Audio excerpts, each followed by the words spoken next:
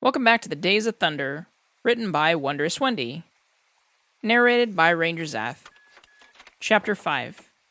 Too goddamn tired to sleep. Darling has already crawled into the sheets, sitting upright in bed while he studies a group of files. A single lamp on the nightstand illuminates the room with soft, hazy light. He has chosen to go without a shirt for the night despite the chill. He looks comfortable, at ease. When he notices that Trench has stepped out of the bathroom, he glances up and raises a brow. "Are you okay? You look like you saw a ghost," Darling chuckles sheepishly. "Don't tell me the mirror's haunted." The question catches Trench off guard. He runs a hand over his beard and shrugs. "I cleansed it," Trench says dryly. Darling grins. "Good, the world's deadliest antiques roadshow doesn't need another spooky mirror." Trench joins him in bed and sits against the mahogany headboard. Beside him, Darling pays no mind, instead, returning to his study. Trench, however, tries to stare off ahead of him at the room's lone landscape painting of the waterfall in Yosemite. Anything, anywhere else to keep his mind off his best friend and the churning in his gut. A low humming noise draws his attention toward Darling. His friend has shifted, bringing his knees up to his chest with the files. He taps a pen to his chin, too lost in thought to notice eyes upon him. Darling's attractive, with rippling biceps on full display. His hair is still wet from his shower, sticking up in various directions like he didn't bother to comb it, for being the lead scientist in a brutalist-style building with no windows. He's tanned.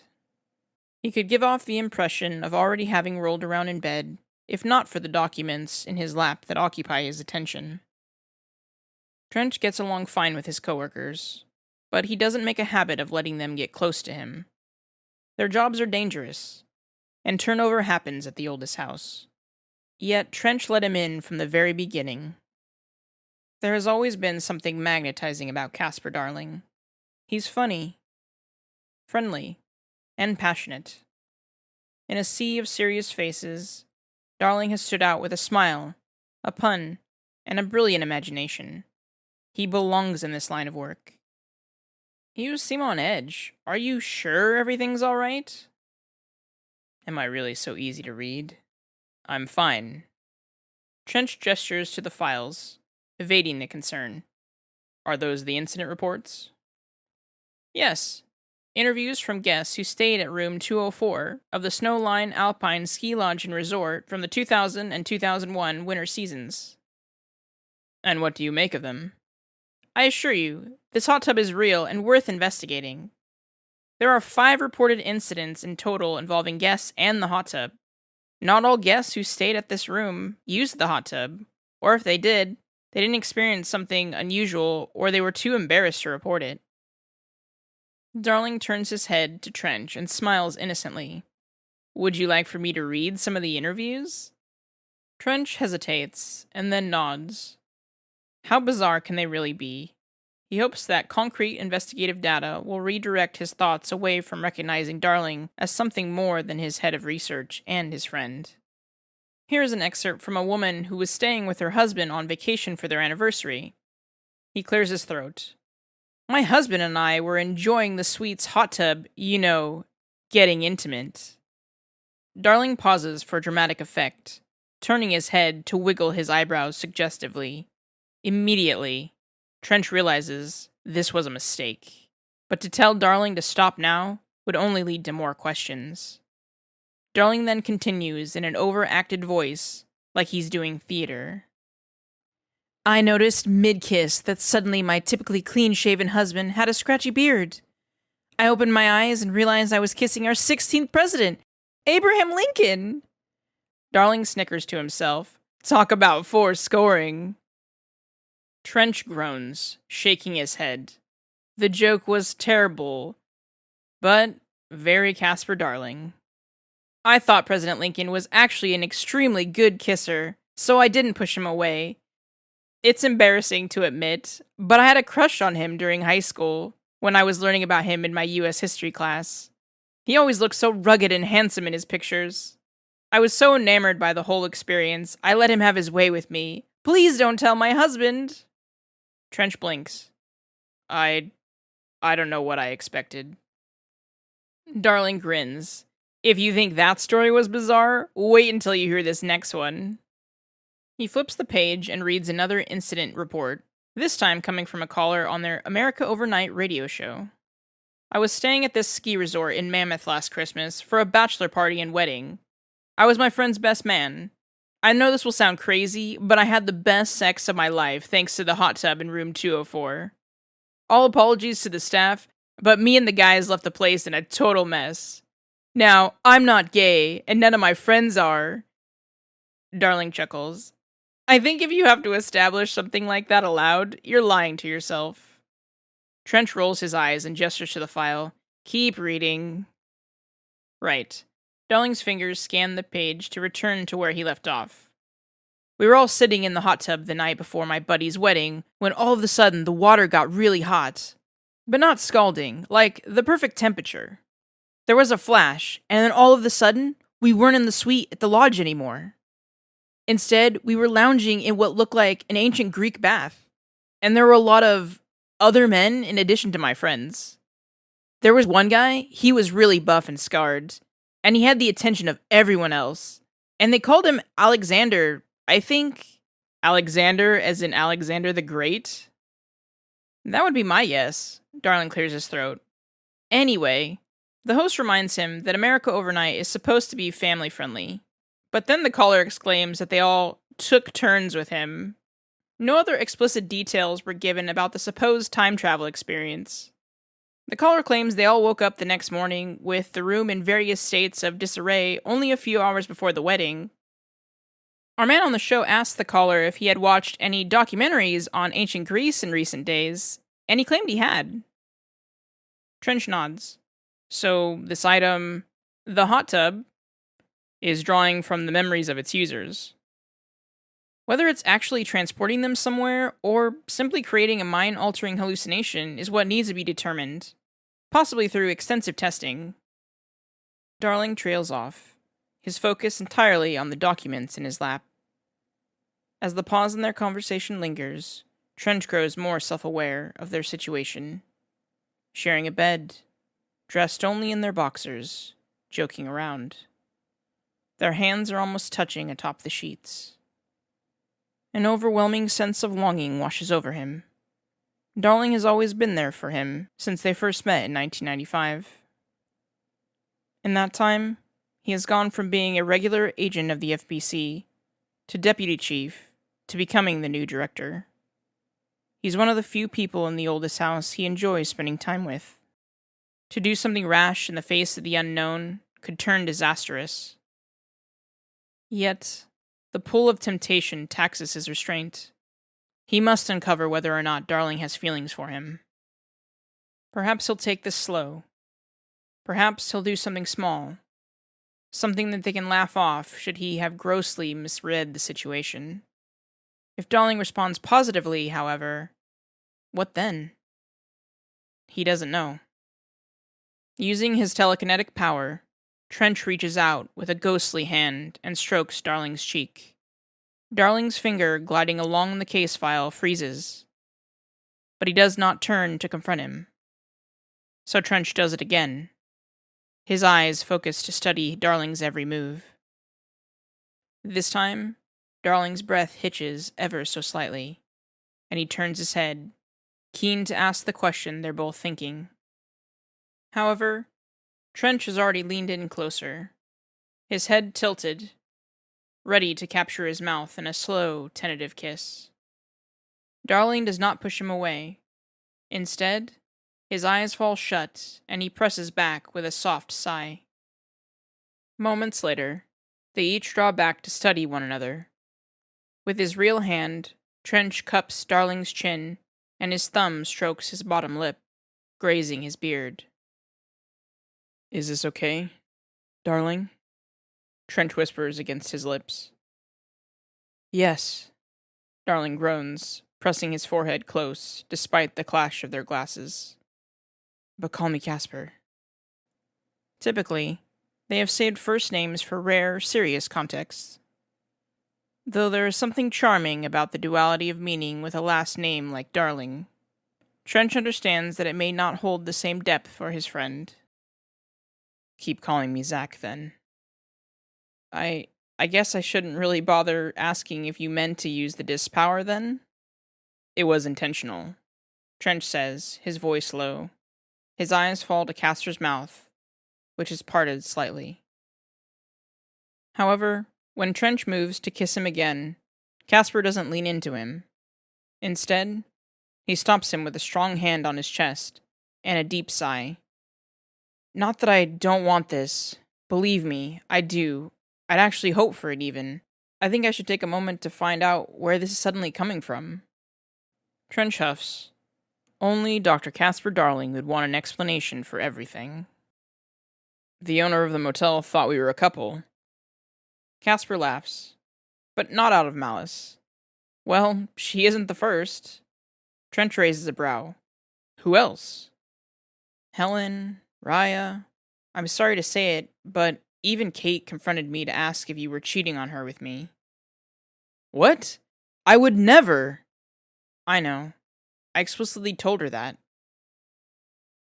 Trench draws back, stunned. He can't believe his wife doubted his loyalty. I love Kate. We had many good years together. Even when our relationship was difficult, I never once considered... She stopped wondering after I corrected her. Can't exactly blame her, or the others, really. We spent a lot of time together. We're friends. Darling smiles, but it doesn't quite reach his eyes. Are we? Of course. Then explain what just happened. Trench runs a hand over his face, suddenly feeling the urge to have a smoke. I don't know what you expect me to say. Darling hums to himself and then nods. All right, let me rephrase. I'm trying to figure out if you're just feeling lonely and looking for something to take your mind off of missing Kate. It isn't that. Trench immediately retorts. Do you really think so little of me? I spent a lot of time with folks down in parapsychology. Darling shrugs. People act on a lot of subconscious impulses. That's the whole point. Maybe you aren't aware. Adrenaline rushes through Trench, and anxiety twists a knot into his stomach. Had he gone about this the wrong way? Had he managed to fuck this up too? Is that what you think this is? That I'm just... Trench tries to find the right words to ease Casper's worries. I started thinking about us, our friendship, and in hindsight, I see you hid your feelings well. Because I wasn't about to ruin your marriage, Casper frowns. I certainly tried to look elsewhere to keep you off my mind. I'm sorry it didn't work out with Underhill. I'm not, Casper shrugs. It wasn't right for either of us in the end. Still. Yes, there was something amidst the passion for our respective scientific endeavors. It was always a different type of affection and admiration between us. I'm not entirely sure that it would have turned into a healthy relationship. It could have. You could have tried to have a long-distance relationship. No, I disagree. Casper sighs and shakes his head in frustration. I think I was just using her, and even if she knew, it still wasn't fair to her. I wanted you, ultimately. Still do. My feelings for you run deeper than you might realize. So that's precisely what you're not getting, Zach. I've felt guilty for wanting a married man for several years. I liked Kate, and I couldn't hate her despite the envy I often felt. Your family was beautiful and important to you. I was grateful to be your friend and confidant. I was genuinely a little terrified when Kate confronted me, though. Trench's fingers dig into the sheets, as if he's bracing for impact. Just how long did he leave Kate wondering? When? Susanna's third birthday? What happened? She asked me to bring in some dishes from the patio, and once we were in the kitchen, she cornered me. Casper rubs the back of his neck. She said you were staying late at the bureau off and on. She even confessed that you both hadn't been as intimate the nights you were home. In those first few years after Susanna was born, There were ups and downs in their marriage. Trench recalls having a hard time balancing work and home life, well before becoming the director. He has always taken his job at the Bureau seriously because there are people who rely on him. Their relationship strained under pressure, so Kate grew distant. I guess she saw red flags. Our closeness raised suspicions. That's probably my fault.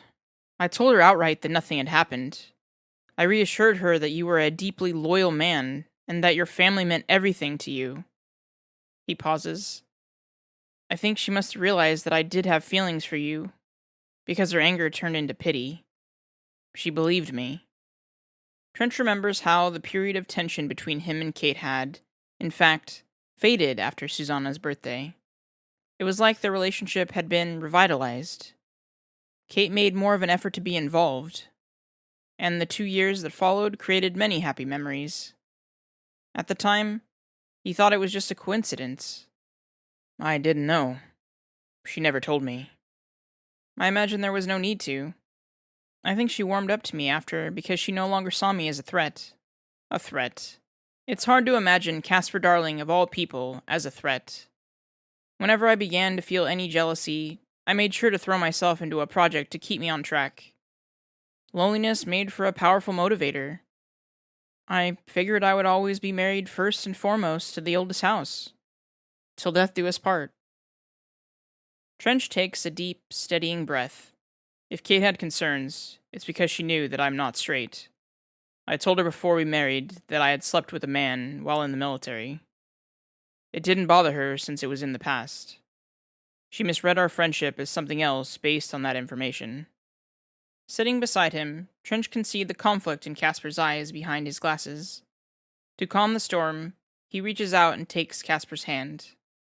I don't know why you'd want me after everything that's happened. Because none of that was your fault. I would have given anything to save your daughter. A tightness forms in Trench's chest. It isn't the first time Casper has said these things, but these words hit harder with all this new knowledge. I know I've been asking a lot of questions, stopping us both in our tracks when I think we both would have liked to see that kiss through. Casper glances away, his focus turning to the open case file in his lap. I'm trying really hard to not become the man Kate feared all along, like some kind of vulture that waited for the right opportunity to swoop in. Trench scoffs. You're not, because I have a say in the matter. I used the dispower because I wasn't sure how you would respond if I outright touched you. I kissed you because I wanted to. I chose to. Is that clear enough? Casper swallows thickly. Yes, he says, turning back to stare at Trench like a deer in the headlights. It is. Then stop trying to analyze this. I'm not an altered item. I'm not about to disappear on you. Casper chuckles bashfully. He closes the case files and puts them on the nightstand along with his glasses. Then, he crawls into Trench's lap and pulls off his glasses too, laying them on the other nightstand beside Trench's holster with the service weapon. Then, with no other barriers, he wraps his arms around him and surrenders with a feverish kiss, forgoing the need for further questions. Their bodies pressed together, bare chest to bare chest. It's been some time since we were in a locker room together. Trench says, his voice a low, deep rumble against Casper's skin. His hand wanders across Casper's body from his biceps to his pectorals. Above him, he hears Casper shudder, his eyes falling closed. These are new. Casper blushes and grins. You'd be surprised how heavy Blackrock is. Not all of us have paranatural gifts on our side. As if challenged to demonstrate said gifts, Trench burrows a phantom hand into Casper's thicker head of hair. When he tugs gently on the strands, he's nowhere prepared for the loud moan wrenched from Casper. They stare at one another in surprise, with Casper turning brighter from the neck down. Casper drags his fingers through Trench's shorter hair. Then, Trench returns to kissing along Casper's neck, savoring each and every soft gasp he earns from his exploration. Is it bad form to ask what drew you to me? Trench asks, his curiosity getting the better of him. He draws his hand up and down Casper's back, his fingers trailing along his spine. It must be distracting, for it takes Casper a moment to gather his thoughts. You were like a puzzle. Difficult to put together at first, but once pieces fell into place, the picture became clear. I'm a scientist. I always want answers. You're dedicated to protecting others, and now the oldest house as a whole. You never question the way I do things. You trust and respect me. Casper exudes sincerity, his eyes wide and cheerful. Trench wanted to feel again, to be wanted by someone else. He can tell Casper has needed this too, for every gentle graze of his fingers across his skin causes the scientist to tremble and melt into his warm embrace.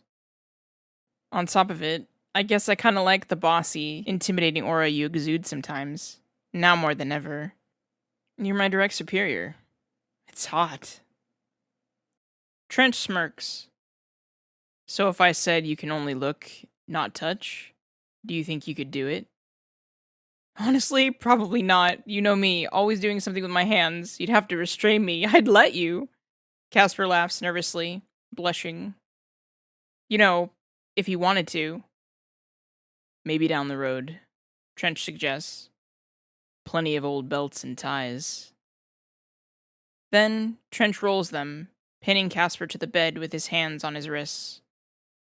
If his friend wanted to, he could push him off. Instead, Casper lays underneath him, wide-eyed and stunned, like he can't believe this is happening, let alone a promise of more. What do you like about me? Casper asks, sounding rather uncharacteristically shy. Trench looks into his eyes and offers a rare, small smile. I guess it really is your personality. Casper snickers. And here I thought you always found me annoying. I've watched every video you produce for the research department since the day Northmore hired you, Casper. There's something about you when you're in your element. You explain yourself well. You're charismatic in a way I'm not. Magnetic. I like your sense of humor. Even your name suits you. Trench moves his hand from Casper's wrist to cup his cheek. You brighten any place you enter, even the darkest areas of the oldest house. Casper blinks up at him, his expression softening. Really? Trench nods, finding it hard to find more words to describe how he feels. He's already said so much for one evening. Instead, he bends down and answers Darling by showing him. He's sentimental, so very weak for those he cares about. Casper Darling has already been a part of his inner circle, but now he's crossed further into another threshold. They aren't teenagers frantically touching in a dark room. Trench wants him to see, to know. Their lives are fraught with danger, but he wants the night to last, to be everything Casper has longed for and more. Some men would go into this moment intending to indulge in a single night of temptation, a loss of restraint forgotten by morning's early light. No doubt that was on Casper's mind. Trench intends to prove him wrong. This is Zath, signing off until the next chapter. I'll see you back here next time with The Days of Thunder, a Control fanfic by Wondrous Wendy.